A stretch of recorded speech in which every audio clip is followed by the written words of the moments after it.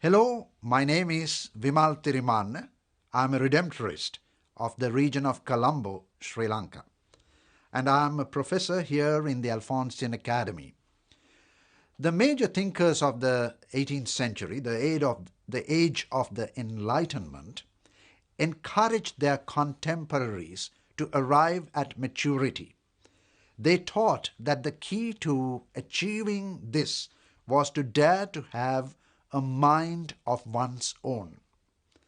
Alphonsus, the saint of the Enlightenment, understood that the only way to guide the path of modern men and women was to speak to their consciences and form them to seek the good, beginning with one's own integrity.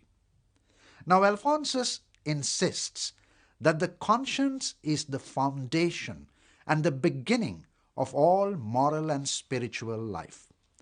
Divine law becomes the rule of conduct only when it is recognized as such by one's conscience.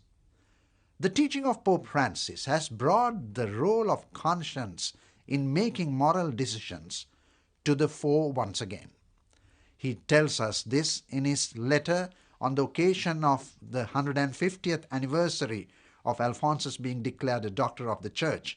I quote, "The formation of consciences for the good is an indispensable objective for every Christian. Giving conscience, the place where the voice of God echoes, the space to make a personal discernment in the concrete reality of life is a formative task to which we must be faithful." Unquote.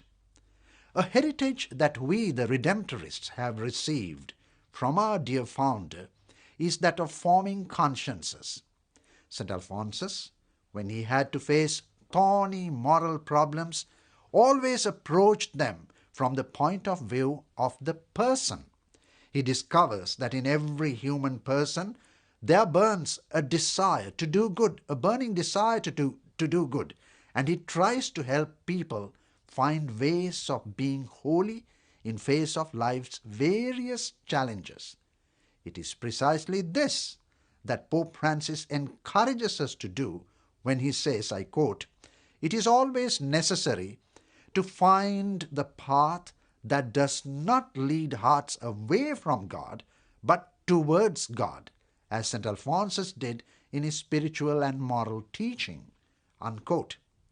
Now, this formation of consciences does not concern only educated people, but everyone, especially the poor and the abandoned. The voice of God resounds in every human being.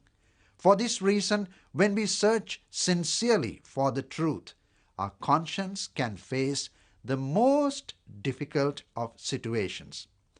Today, more and more, the moral problems that assail people and society are of an enormous complexity. Only by forming mature consciences will we have an adult church able to respond in a constructive way to these new challenges. It is here that the heritage of our dear St. Alphonsus shows itself to be a gift for the future. We will take that up in the next episode of ours. Thank you.